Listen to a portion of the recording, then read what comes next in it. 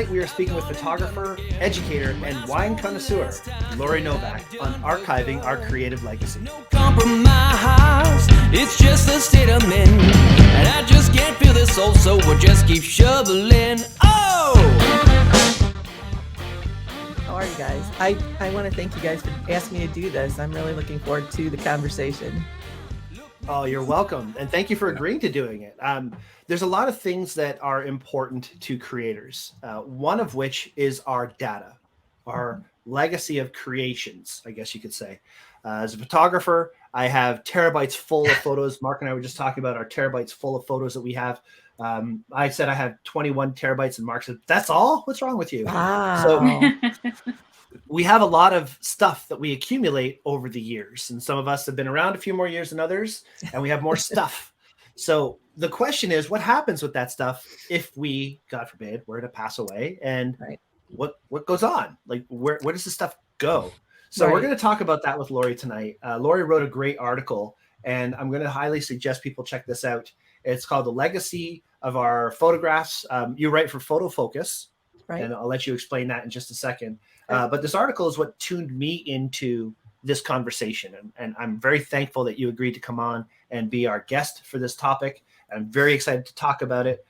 But before we do that, I want to say hello to our co-hosts. Now, those of you who've watched our show a lot lately may recognize this young man. He hasn't been here too much, but he's looking pretty dapper. And we're very excited that Ryan's back with us tonight. So Ryan, we're going to start to say hello to you. How have you been, man? I don't think we've seen you since we did the McDonald's food episode. Yeah, which, I think of course, McDonald's it's understandable why you'd be here. Yeah, that was definitely the last time that I was on, which I shudder to think how long ago that was, to be honest. No, I've been all right, man. Obviously, a lot of changes have happened. So as you can see from my new set, I'm working on it. The closet door will eventually close, and things are good, man. I can't complain. I'm happy to be back on the show. Very excited to sit down and talk about how we can preserve our creative legacy, because it's something that prior to tonight I'd never given any thought to.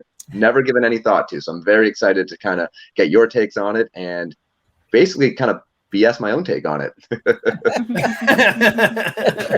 Well, it's true. A lot of us haven't really thought of it. I mean, we don't want to think about what happens when we die. That's the last thing we want to think about, right? Mark, how are you doing? I'm doing excellent. I'm happy to be here. One year anniversary. This is awesome. We're still together, the original four. I'm glad Ryan is back tonight. I think I'm still walking off that McDonald's episode, because I had that massive, what was it, the Land, Air, and Sea Burger. It was 3.5 million calories or something like that. I can't remember how much I ingested. Yeah, it was not great for you. It was awesome. And I'll be honest, I hadn't really given much thought to my creative legacy either. I just sort of assumed it would all up in a garbage bin somewhere and I'd be gone and that'd be it. But maybe that's not the case if I appoint the right person to looking at that. But if for anybody watching, if something is to happen to me, please make sure that my wife doesn't sell all my camera equipment for what I told her I paid for it.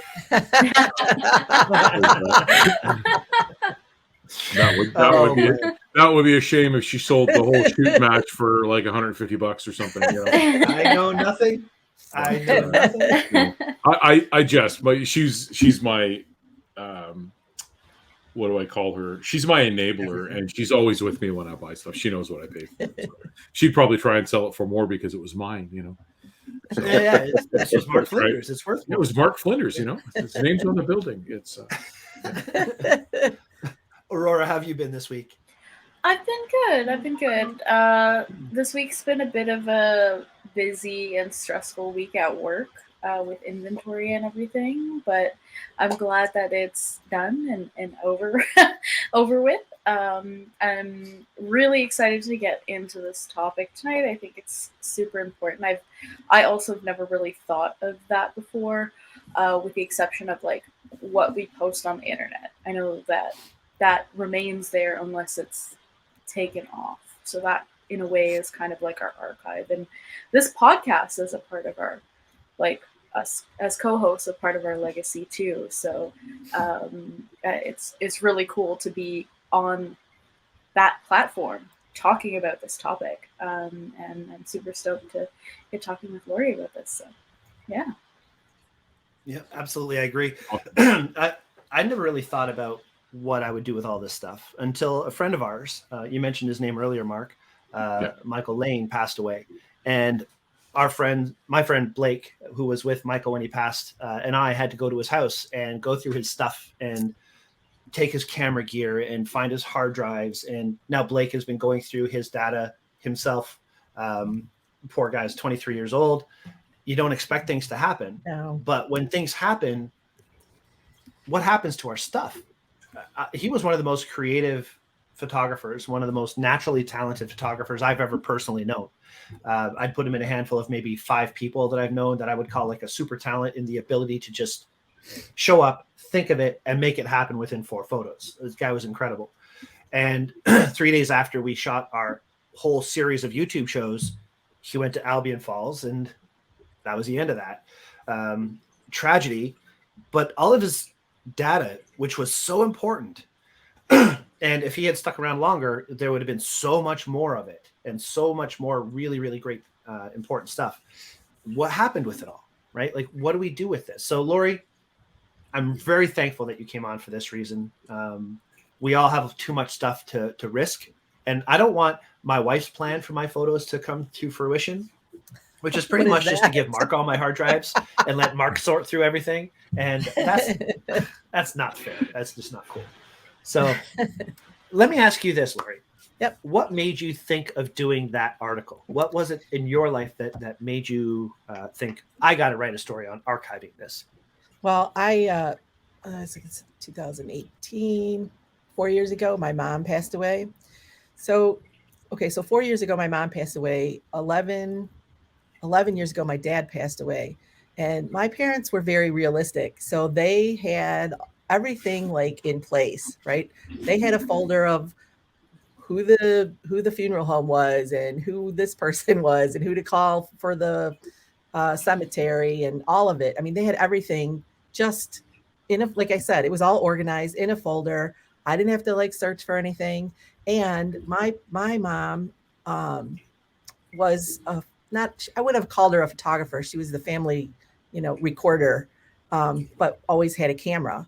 So we have right now, all those pictures in that article are my legacy photos, right? So I have pictures from when my dad and her were both young in the 40s, or kids, like really young.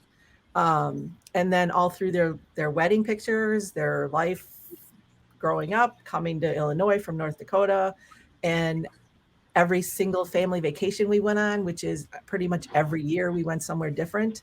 All those are photo albums. And then when I got my first camera when I was 10, the same thing. I have photo albums and boxes and Rubbermaid tubs of photos. So when my mom passed, like I have 2 of them sitting here because it's my intention to pull things and scan things and share them with the people that mean something to. But it's overwhelming between, photo albums and negatives, and the slides are my husband's family's stepfather, those are a whole other, and it's like, what do you do with all of this? It's crazy. And before that even happened, I used to tell a friend of mine, I'm like, I have all these photos and photo books and albums. I'm like, what's going to happen to them when I die? I don't have kids. I don't have family to pass them on to. Who wants my photos of like the time I went to San Francisco or wherever? Who wants that? I'm the only one it means something to. So really, what do you do with them? So that kind of leads me to that other question, though, is like, why should we have to even worry about this? When I really mention it to my wife and I say, like, what's going to happen with all my photos, she's like, why is that an issue? Why do you care? You're not going to be around to know what happens anyway. I mean, that's my husband's attitude. He's like, well, you won't know. I'm like, thanks a lot. I think I get where he's coming from, and it's true. I understand that. Like, somebody says, well, you do, I'm a guy, I do stupid things, right? So you do something stupid and somebody goes, well, what if you died? And then you think, well, if I died, I wouldn't have been around. I wouldn't be here right now to worry about that consequence. Right. And that's a good point, because I'm not, but to Brian's point, there is a legacy. So I don't have kids either, but I do have a niece and 2 nephews that, you know, hopefully one day they will want something of Uncle Mark's. So is it a specific photo album that they would want from a, you know, maybe one that encompassed a trip we took with them, Right. but I mean, my archives are full of photos that I took for other people as well. So, you know, will those people want those photos again, or do they still have them? You know, whether it was a wedding or a family reunion that I shot, or just family portraits, or, you know, engagement portraits or whatever. Do those people care what happens to that archive? Does anybody care what happens to that archive? Because those people have their photos. Hopefully they still have them. Right. I think it's a kind of a hard decision to make. I mean, and it's the same with material things. I mean, what do? You know, my mom like embroidered stuff. She created quilts. There was a period of time where I had like 13 quilts.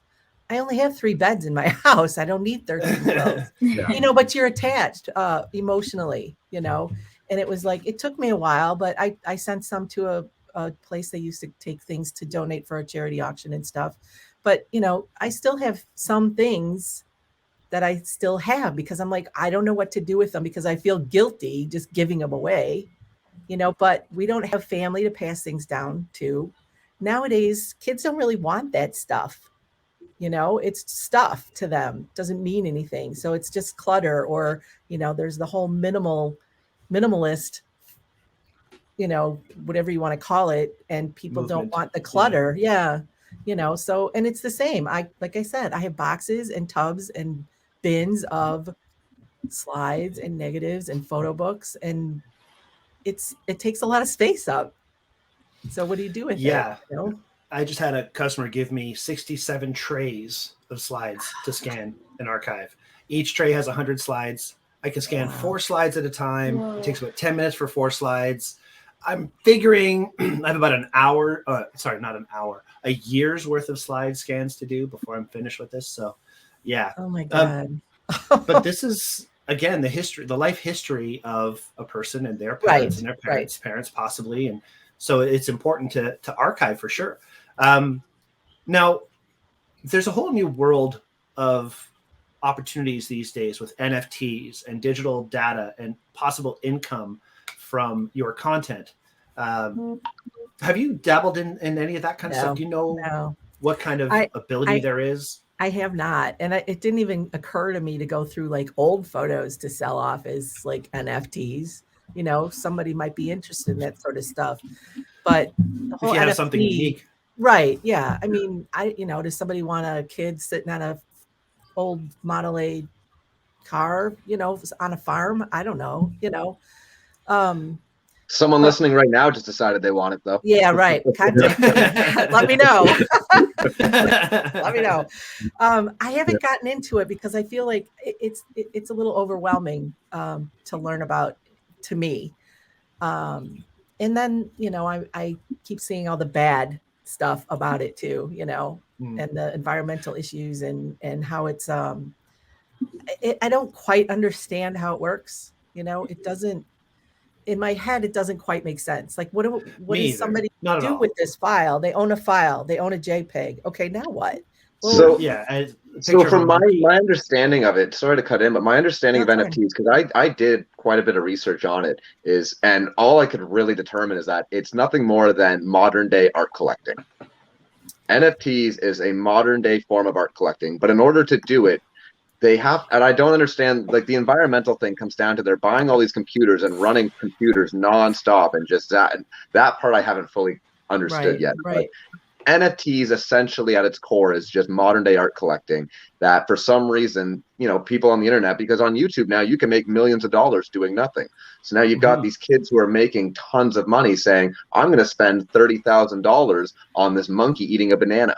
Like it's a little cartoon drawing or whatever it could be. Right. Yeah.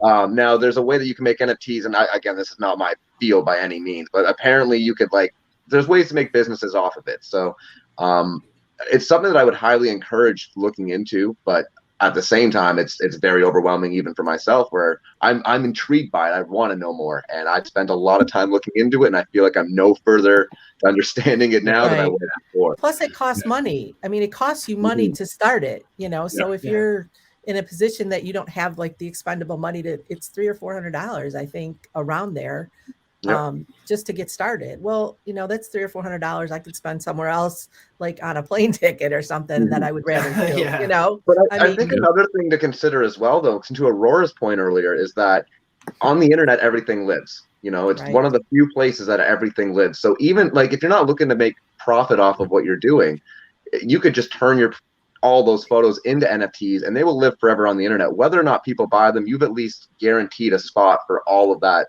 art and all of those that creative legacy, so to speak. That's true. Then your name is just still out there no matter what. Yeah. So that's a good point. My MySpace page is still viable. My MySpace page is out there somewhere, I think.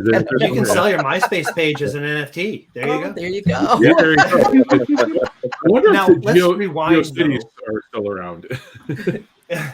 What if we were to rewind, say, 10 years and go back to selling prints? Actually selling your images as a print or as a digital file that you can send to somebody. One of my things that I always thought was, if I were to ever pass away, I've got so many photos on my hard drives. I'd love it if somebody can go through them and find the ones that are sellable, find a place to sell them, load them to that place, and divvy up that money with my wife. So she has some sort of, what's the word I'm looking for? Nest egg. Or an income stream from, you know. Yeah, from images that I've done over my entire career, right? Like I would say I've shared maybe 20% of the photos that I've made since I started shooting. Most of it is because half the stuff I don't have time to sit and edit. I shoot a lot of wrestling, so, you know, thousands of photos at a time. So there's just so many photos that I have in my archives that I don't know if they're sellable. I don't know if anybody would be interested, but if somebody took the time to go through it, and which I don't have that time because I want to live, right? And it's work. It's work to sell your images. It's work to approach galleries. It's work to put them out on a website or put them on other sites that you can sell through, whether it's print on demand or sites that sell direct to commercial businesses. You have to do the work behind that. So it's not just somebody turning your images over and say, here, have at it. You know, somebody's going to have to do the work to make that happen. So is somebody going to do that is the other question to think about. You know, are they going to want to? Maybe we should start a new business. Or is it worth it? I mean, you know, I have work out there that some of my images have probably been on someplace to sell for 10 years and nobody's ever touched them, you know. Do you sell a lot patience. No. In general? No. Not a big photo seller. I do some. I shouldn't say. I don't promote myself as much as I should. I had some images in a gallery in Chicago for the last couple of years, but they just closed. I sold a few prints that way. And I sell a piece, you know, here and there, and I did art fairs for a few years and sold some that way too. But again, that's all work. Yeah, it's work and it's expense. Because if you're doing an art fair or some sort of a creatives festival, you have to have stock to sell. So, you know, I have a whole basement full of stock. Yeah, so for you've invested in whether it be a print, and then, you know, whether you're selling it as a print or a matted print or a framed print or a print on canvas, whatever you're selling it. My legacy, I think, will boil down to what I've given other people as my art. So I've got a few pictures. Like every year I did as a photographer volunteering, I did probably 3 golf tournaments every year. So I donated my time to do those golf tournaments and take the photos of that event and document it. And then usually there were always for charity. So I would always donate a framed print for that. So sometimes it was for the organization that I previously worked for. So sometimes I'd be in one of the owner's offices and there's my picture on the wall. Right. So some of those, my name sort of floats around in those circles a little bit as the guy that took that picture.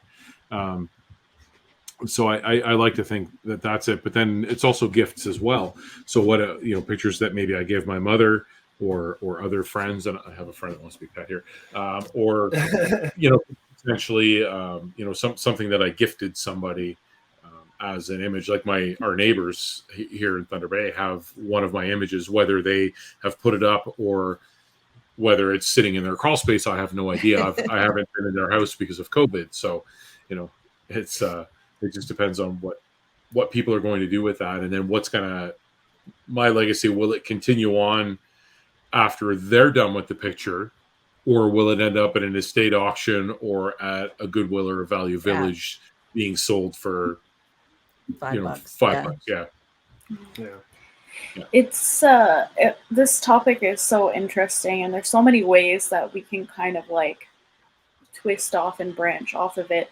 As you guys have been talking, I've been thinking of so many different things that could kind of relate back to what Mark has been saying just now about the things that you gifted people or the things that you've done for people. Like I, as a photographer, have shot weddings for people. I have shot newborn photos and first birthday cake smashes and special 60th anniversary, wedding events and stuff like that. And, I guess in a way that is kind of a legacy, because those people will look back on those photos and cherish those photos because of that event or because of that loved one who is in that picture. They may not necessarily think of the photographer, or maybe they do. But in that case, like to me, just knowing that that is something that's precious to them is, enough for me to kind of be like, okay, that's another thing. And on the other side of the coin, as I'm kind of like the resident photographer, or I guess maybe like sort of techie person in my family, when relatives have died in my family, I've been kind of the one who has been kind of assigned to help go through photos on multiple occasions and dig out, nice memory photos and, make interesting edits for like photo collage kind of things, either as an employee of Henry's or someone that actually I love and I care about, and a relative has asked me to do for them. And that kind of thing is also a precious kind of memory, like a prayer card or a photo that has been being displayed somewhere for, a client that's kind of hired me to put together a photo merge for them and stuff like that. And I think it's not only what happens to the photos after you die, but what happens, I guess, what's attached to when you give it to that person, because you're helping with the stories and helping those person's legacies. Right. Right. And as photographers, we're recorders of life, Yeah. and that's not just our own in many cases. I mean, I don't do weddings and I don't really do portraits or people at all, but that doesn't mean, I still shoot photos of our Christmases and our own life and our own trips and but we record life, period, whether it's ours or somebody else's. So you're still contributing to, somebody, like you said, you're contributing to somebody else's legacy. Yeah. It's like we still make a contribution to that. Yeah. Yeah. And in the case of like what Ryan does or what we do on this podcast, like we're interviewing people and we're talking to people and we're hearing their stories and stuff like that. And, someday, it's sad to think about, but someone might go back to one of those videos to listen to that interview, to hear about that person's story. And even to hear somebody's voice that is no longer around, right? I've had people tell me, like, when they've had somebody pass, they're like, people leave the last time they got a voicemail from that person or that kind of thing, because you don't get to hear that person's voice anymore. So all the podcasts and YouTube videos or videos of our own that we record is one more way of keeping that. Yeah. It's true. And then you think about as well, like that last voice message, or last photo that you took of somebody. Like in 2020, my father-in-law passed away, and I was putting my wife and I. They were going through photo albums and pulling pictures, But the photo albums stop at a point, and it became digital. So that's where I became the person going through archive after archive after archive of my pictures and other people's pictures, and finding all of these pictures of my father-in-law. And the last picture that was taken of him, I took with my cell phone. So all of these pictures ended up on a USB key. I went to the local drugstore, plugged it into their picture maker, and I printed all of those memories. And they all ended up on like Bristol board after Bristol board of like collages of pictures of Neil. And it was really epic to look at, because I think we must have had 12 boards, large boards on easels of all of these pictures of everything from his life in England to hunting, fishing. He was in the British Army. All of these pictures, his marriage, his kids, camping, everything, Rotary. It's all there for people to see.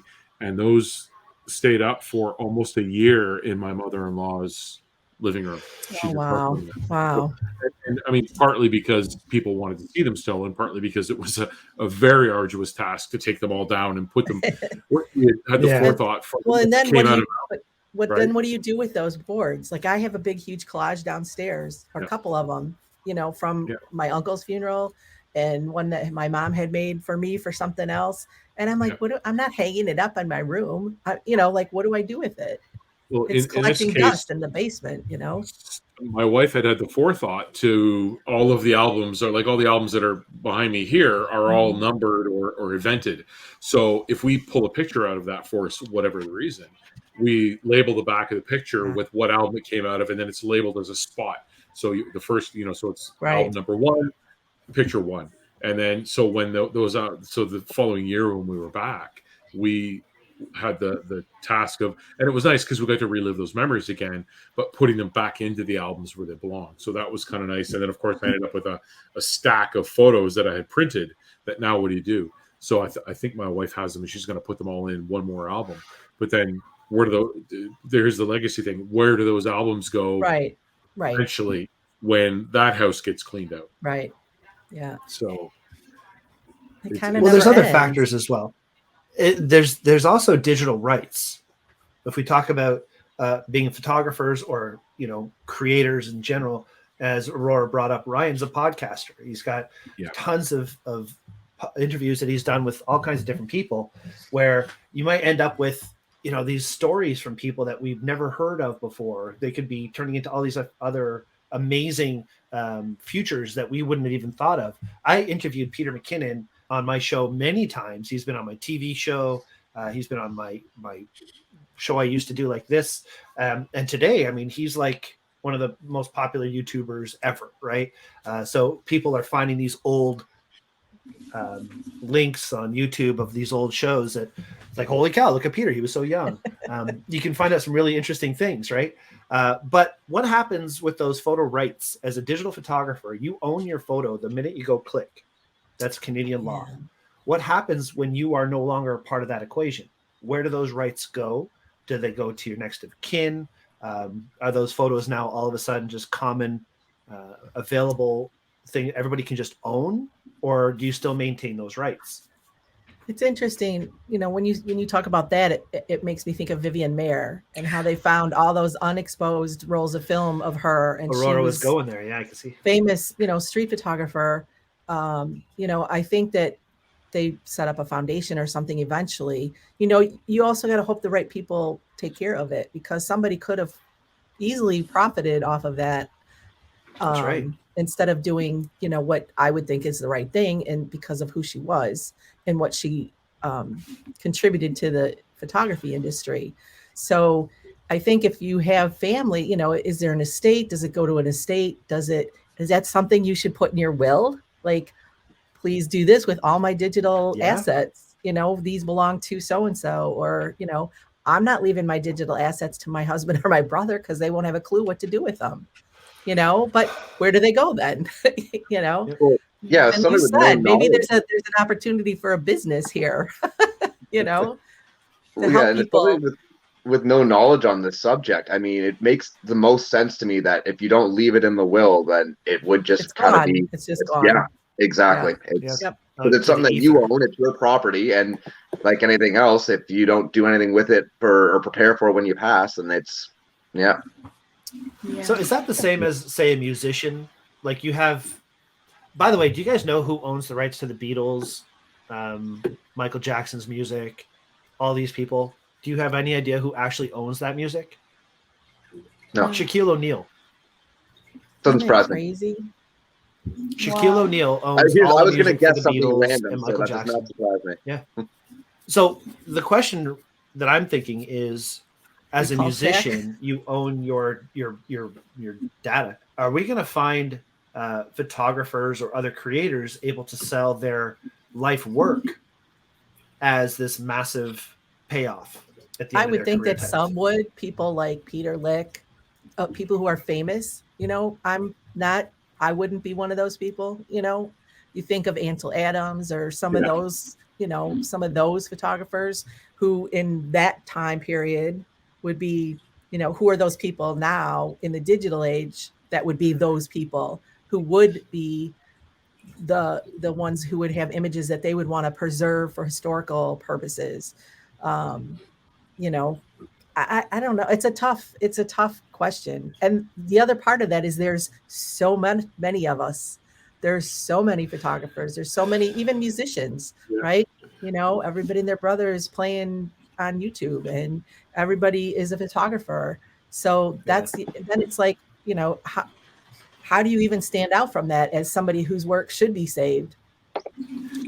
It's crazy because it almost sounds like, you spend your entire life trying to make it as a musician, or you spend your entire life trying to make it as a photographer. And now here we are talking about how are we going to get noticed again after When we're dead.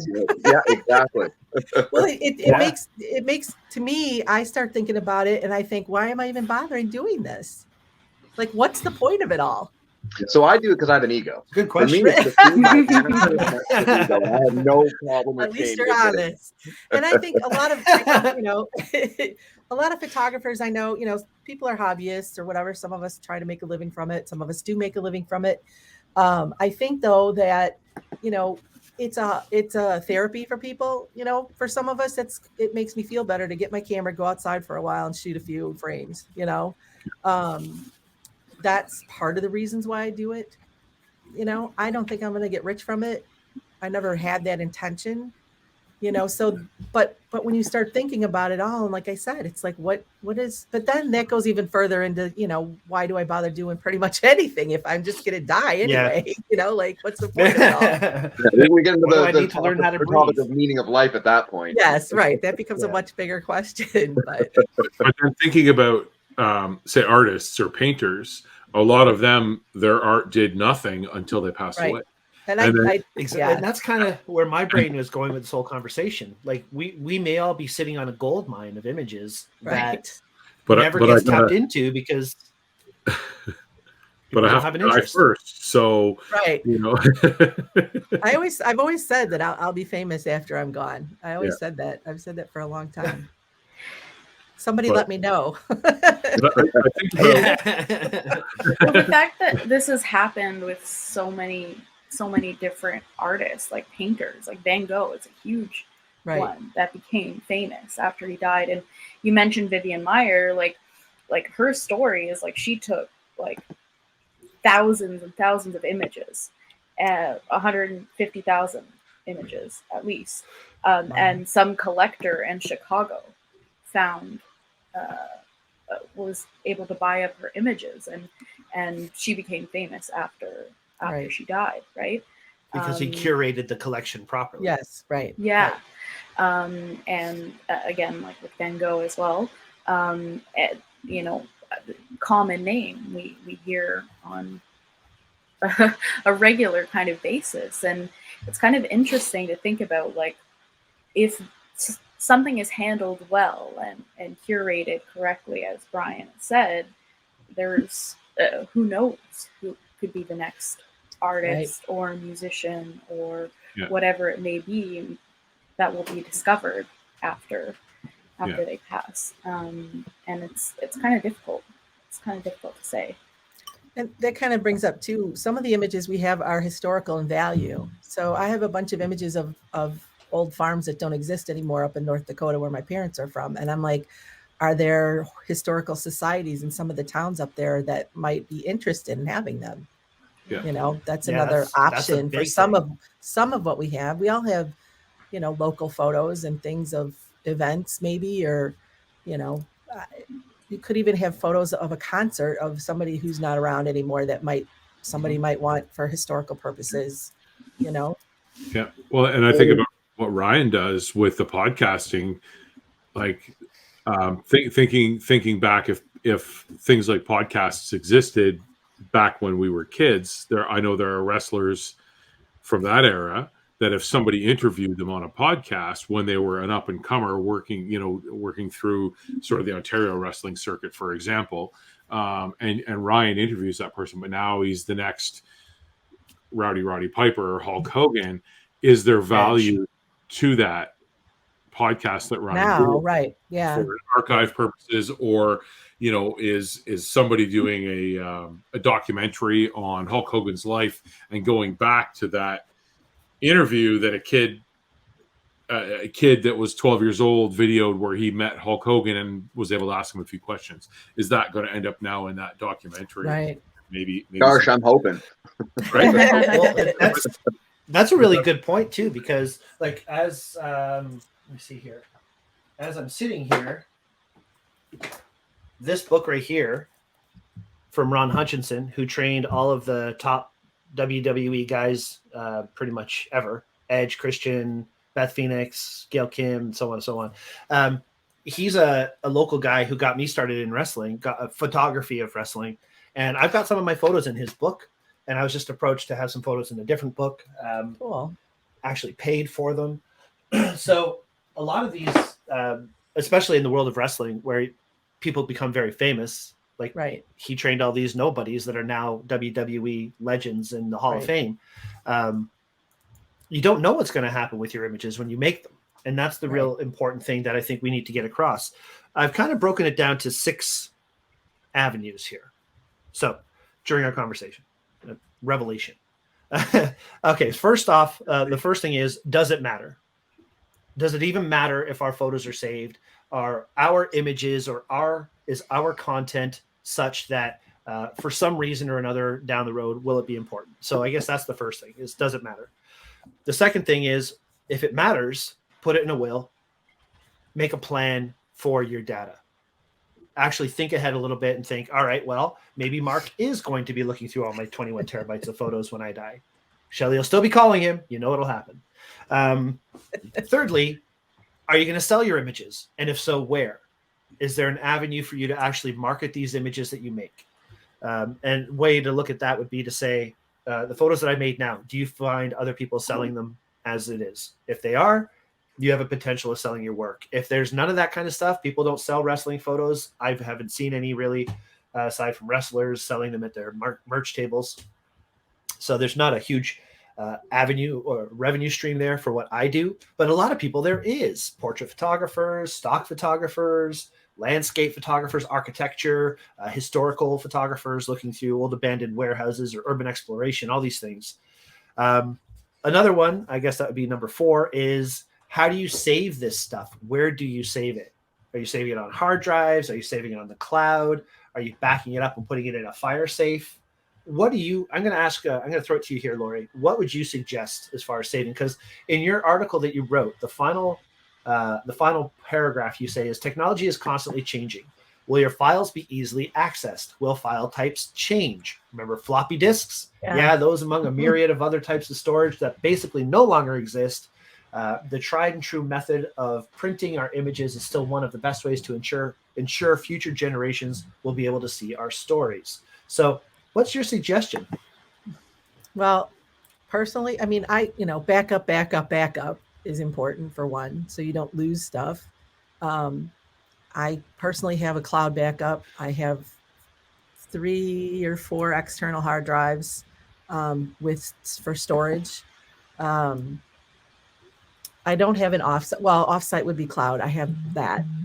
Recently, I've even studied uploading to Amazon Prime photos because it's free, unlimited storage. So it doesn't have to cost you anything even to keep your data safe.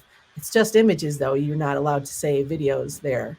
So, I mean, and then what do you do with it? Then you can say, here's my hard drives, here's my life work, and, maybe Yeah. get one huge one to put somewhere like in a fire safe, which I should. I mean, I should take something as a third offsite place, just to be on the safe side. But then again, does it matter?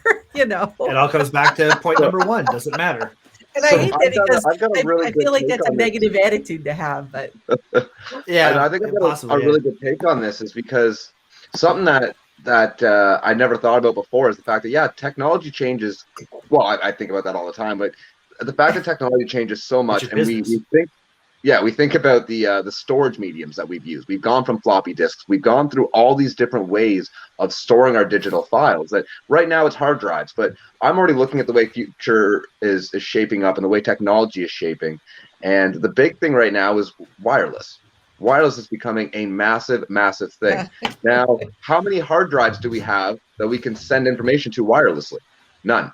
But all of our information right now is on a hard drive. How long until we have hard drives that we can just all of a sudden drop it into the hard drive, as opposed to, like, for me, I've got a bunch of hard drives, couple terabytes, but right, I have to connect them by USB to a computer. right. How long until we live in a completely wireless world where there's no, because they're working on it 100%. They are. You look at headphones, you look at anything that you go into my store. I've got, as I mentioned to Brian earlier tonight, a quarter section of my store is entirely headphones. I would say 80 to 90% of them are wireless. I've got a couple rows that are, you can plug them in with the old 3.5 millimeter headphone jack, but everything else is wireless. You look at the way the technology is going, even our phones nowadays, I was wireless just going to charging. say, my husband got a new phone, and we have headphones for his son.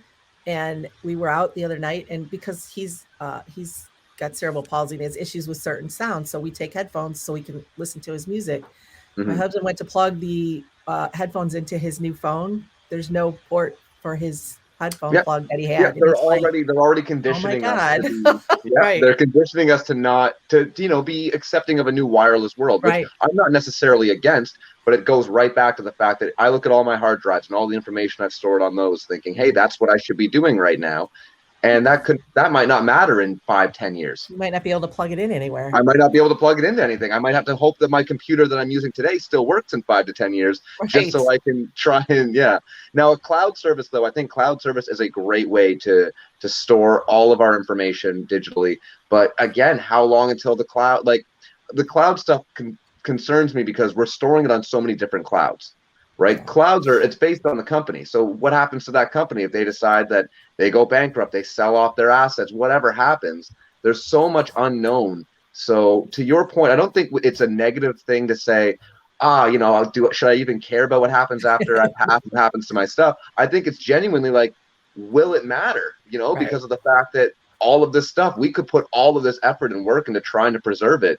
But unless it's something that's accepted by the historical societies or brought into museums or it's preserved in some way that way, I just don't see it happening. I think mediums are going to change in the next 10, 20 years that it won't matter.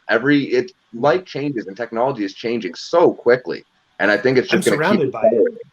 Aurora, what were you going to ask? You had a point you were trying to make earlier. Well, I have actually a couple of points.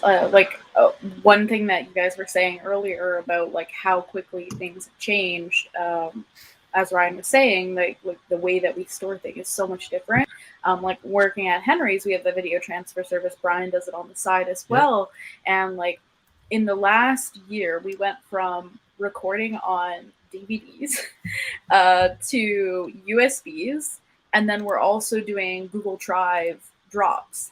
And then the same thing with film as well. Like we were sending back CDs to people, and that was archaic. And they thought about bringing it to USB, but then they're like, no, that might not even be a thing anymore because many laptops that are being sold and computers are being sold, they don't even have a USB port. So then it became a Dropbox link. And it's just kind of incredible, like the amount and the pace in which things have changed. And I can't even imagine what it's going to be like in 30, 40 years, or whether there's going to be services like what Brian is doing right now in 30, 40, or however many years. Yeah. And it's like, how Well, do- the how do equipment you needn't be keep that? around How to do you convert s- it. Yeah, exactly. It'll all just be NFTs at that point. The other thing that I wanted to bring up, because Brian made a point about making a will and putting in exactly what you want to do with your stuff, what you want to do with your earnings, and that kind of thing. And there was a pretty big case of this when I was thinking about creatives that have died and become famous after, or are famous and have died. One being actually Heath Ledger and his whole situation with his will. In his will, it was an old will, and he left all his stuff to his sisters and his parents. But he had a wife and a daughter, and there was a really, really sweet and kind thing that these other actors did in his last movie, The Imaginarium of Dr. Parnassus. Johnny Depp and I can't remember, Colin Farrell and Jude Law took over his place in that movie, because he did not end up finishing that movie, and they ended up giving their earnings to his daughter, which I thought was just like an amazing and lovely story. Right. But in cases like this kind of thing doesn't always happen. And it's amazing that they stepped up and stepped in and were able to do that. But, making sure that there is an updated will, I think, is super important in these kind of cases. So it's worth bringing up with a lawyer, because technically I don't have a reason to have a will, because I don't have any assets technically like that would make any difference if I died. Financial investment money and all that has, you have whatever they're called, people who get, so that takes care of those things. It's almost like you'd have to either make a will or have a beneficiary for your digital assets, kind of. Yeah. Worth bringing up to somebody who has an idea of what to do with it. Yeah. Well, I've decided that I'm starting a new business for transferring, archiving, and legacy services. So, it's a good idea. We're going to call it expressions. And Mark, Aurora, we're all going to jump in on this. And I'm down. I need the help. All right. Well, that was great conversation. And I think we're at the point of our talk today where we should get to our final 3 questions, unless Aurora, Mark, or Ryan have any other questions for Lauri, or Lauri, if you have anything else you'd like to add. I don't think so. So I just had one point. We talked about the cloud backups and things like that, and Ryan, you were saying, we don't have a wireless hard drive, but we do have the cloud is wireless for most people. So for me, when I changed careers, the phone that I had and all of that data was on a corporate phone, so I had to give that phone back. So before I sent it back, I wiped it. But all of the data that was on that phone, any picture I'd taken and all that, because it was my phone, I was able to use it for personal as well. It was all uploaded to my Google account. So I have a Google account which has all of the pictures and videos and all that wonderful stuff uploaded to it. Mm-hmm. But all of those memories and all of that content, that legacy that's of those photos, relies on somebody having the login information for that account. Right. Yeah. So if you're backing up to a cloud and you're putting in a legacy piece into whether it be a last will and testament, make sure that legacy piece includes login information. Good point. And to that point as well, to that point, Mark, we live in a world now where hacking has become such a big thing. So just to close it out, 2-step verification. And it sucks because when we're talking about legacy, trying to preserve our legacy, we're making it more difficult for whoever's trying to do that for us. But you want to make sure you've got 2-step verification on, which is just another step. But then it's constant updating, right? That's what my only issue with the cloud is. It's constant updating. It's a constant battle and when it relates to preserving our legacy, at least, it's going to be a nightmare because, again, you can never predict what's going to happen with it.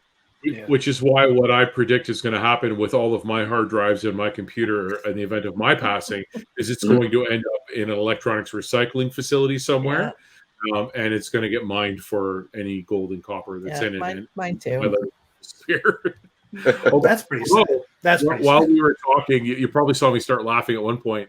I just out of curiosity went on because I mentioned GeoCities earlier. If anybody remembers that, there was GeoCities webpage. You could do personal spaces like MySpace. There was also one called Fortune City, and I've got those bookmarks still in my bookmarks. So I clicked on it. The Fortune City one, which was I think it was a wedding album that I had done because it's the index of my wedding date, and I thought, okay, so it's gone. But then there was another one in the home pages, and years ago I had a Simpatico site, and it's still there. I'm looking at it right now on my other screen, and I'm looking at pictures from 2005. I no longer subscribe to anything Bell, and there's a Simpatico webpage with all my stuff on it. It's still active. Never gone. Never An archive. Like it's there. Like the HTML document is, I don't know where it's gone, but all the pictures I can click through the directory and I can look at all the pictures online. Oh, jeez. So, Yeah. and there's no password. So if you had that URL, you're free reign to look at a picture of my wife and I doing martial arts in 2005. So, That's interesting stuff. Aurora, you have something to say?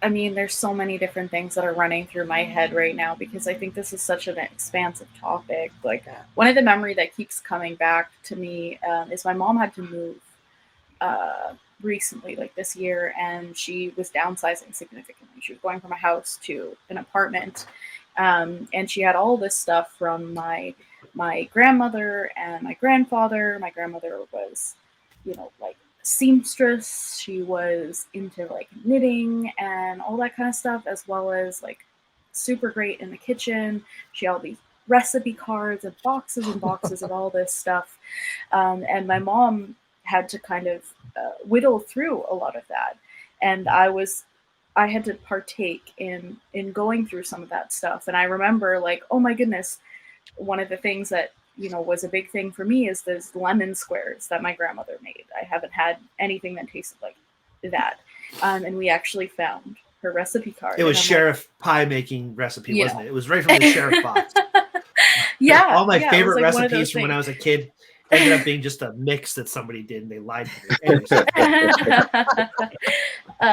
No, this was like actually handwritten recipe and like in one of those like long containers of recipe cards and stuff. And we found the recipe, and I'm like, okay, well, if we're not holding on to these cards, then maybe I can find there they are.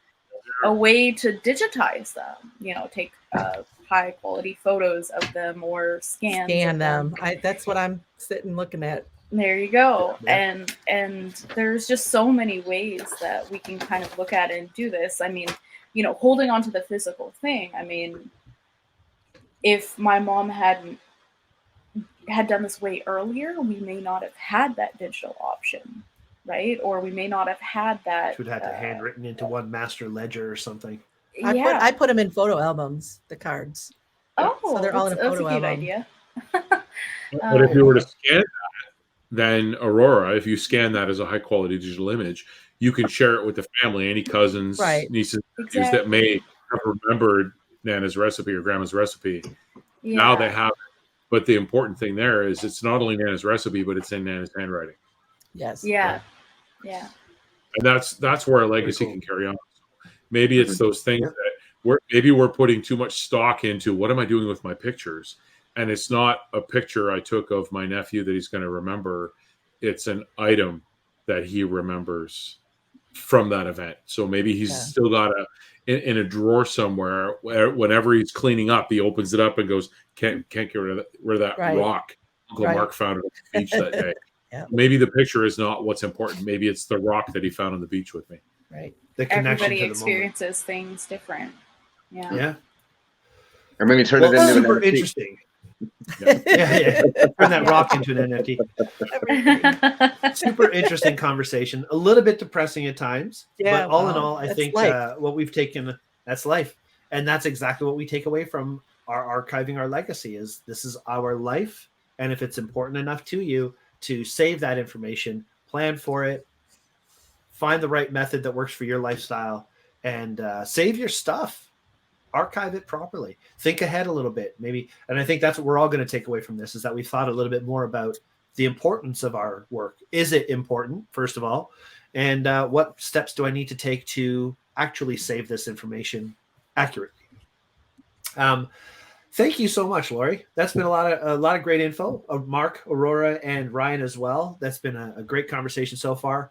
And I think we are ready to talk about our final 3 questions. Now, you know one of the questions already because we've sent this in our email that we've sent to you. You might know the other 2 if you've watched our shows throughout like the entire show until the end, which I don't think most people have done yet. But the first question that we have is a challenge, something that we issue to our viewers, our listeners, to maybe have them think a little bit differently. And we ask our guest, in this case, Lauri, you gave us a challenge to issue. So do you remember what that challenge was? This is a challenge that I give a lot of people. And I, as a photographer and somebody who teaches photography from time to time, I mostly give it to photographers, but it applies to anybody. And that's to slow down. And as a photographer, I tell them to put their camera down, right? So when you're going someplace, put your camera down first and take in where you're at. Not just visually, but like listen to what's going on around you. Pay attention to what's going on around you. Sit down for a half an hour before you take your camera out and then decide what you're going to shoot. There's all those things go into an image, like all the sights and sounds, what you're feeling, and think about all those things. But as just a person, you know, if you're going out to hike in the woods or we're always in such a hurry. Life is, you know, everybody's in a hurry to get where they're going and to get whatever they're getting when they're there done and move on. And so my challenge is to slow down, just slow down, pick a day, pick once a day, pick once a week, whatever. And, you know, even if it's in your own house, just take a break and slow down. Love it. I live a life of slowed down myself, actually. I try. My whole life is pretty much slowed down. So it's all I good. It happens when you get older. It just kind of happens. Yeah. I mean, it's speeding up, but I approach it slowly. Yes. That's a good way to put it. Part of that lazy photographer thing of mine. Anyway, very cool challenge. Okay, next 2 questions. The first one is tools of the trade. Now, you know as well as I do, Lauri, photographers always want to show their camera bags and what's in my bag and tools like that. That's not what we're talking about. I'm not one of those. The tool of the trade. Beautiful. The tool of the trade that we ask, though, is more of it could be a concept. It could be a tool, but something that you find that you rely on every day that you're being creative. I think it would be my perspective. And I can use that both as a photographer and just in general. The way that I was raised and my life experiences give me a different perspective on life in general than the quote unquote norm. And I bring that into my photography. So perspective is a lot of what you see in my images as well. So no matter what I'm doing, it affects whatever it is I am doing. And that's because it's how I see the world. And I have a different perspective, which affects everything I do. Yep. I think that's a great tool, actually, in general, because everybody has a different perspective. Everybody brings their life history. And this is something I teach in my workshops, especially to the kids, like McMichael Art Gallery or the youth programs or whatever. I find that when people realize that their life history has a direct influence on how they perceive everything around them, you start to accept how, again, my whole "I shoot for me" concept. I shoot for me. It's my influences that make me enjoy what I enjoy. I shoot images that I will enjoy looking at, and worry less about making other people happy. So, your own perspective coming from a place of where you are, I think that's shows a real sign of self-awareness and acceptance, which I think is extremely important, especially now more than ever. So great. Awesome. All right. So the last question we have before we set you free for the evening is, what is your jam? What kind of music do you like? But what one song in particular do you never skip past, that you always enjoy? Yeah, like you're pulling a risky business on this one. You're sliding into the living room, you know. Oh my God. I listen to so much different music that's really hard. I always love everybody's reaction to this because It's difficult. I mean, It unless you're like one of those people who like follows one band your whole entire life, that's it, you know. But I listen to the gamut, you know, pretty much. But is there one song? Is there one song? But One song that you can... the very first song that popped in my head, and I don't know if it's that song, but that's the first song that popped in my head. So I'm going to say AC/DC Back in Black. Nice. All right. I have no idea if that's the song, but that's the one that popped in my head. So that must be it. But you don't skip past it if it's on, right? No, I do not. There you go. That's the tool. That's the jam. I used that song in a ballet class to teach a choreography thing once. So. Back in Black ballet. That's awesome. I was just gonna say I never would have thought I'd hear the word Back in Black and ballet. Shoes. Yes, on point shoes. Love it. That's amazing. Great. All right. Well, thank you again, Lauri. Really appreciate you taking the time to be with us. Thank tonight. you for asking. I really enjoyed it. Thanks, Good Lauri. to hear. Good to see you guys. Mark, Aurora, Ryan, anything you to say before we say goodnight? I just want to say, where can people follow you or read your articles and check out your work? I have a fine art site, which is laurinovak.com. I have a site where I do photo tours and mentoring, which is See with Lauri, SEE with Lauri, LAURI.com. If you search Lauri Novak photography, you'll find me. I'm kind of everywhere. And social media stuff is Lauri Novak Photo, Instagram and Twitter and all that. Awesome. And the next part of what I want to say is if our listeners or followers have liked this episode, like the episode, share with people you think you'd like it, and subscribe to our YouTube channel or follow our Spotify. It helps a lot, honestly. Yeah. It does. And it's been a lot of fun doing this episode, as they all are. I really appreciate everybody taking the time to be here tonight. Ryan, you too. Great seeing you, my friend. And happy anniversary to all of us. Happy anniversary to you guys. That's awesome. 1 year. We should have had a cake. That's awesome. I know we should have had something. Cheers. 1 year. Cheers. Don't worry, guys. I got the cover. We're fine. Nice. All right. Thanks a lot, everybody. Take care. We'll see y'all next week. Bye-bye.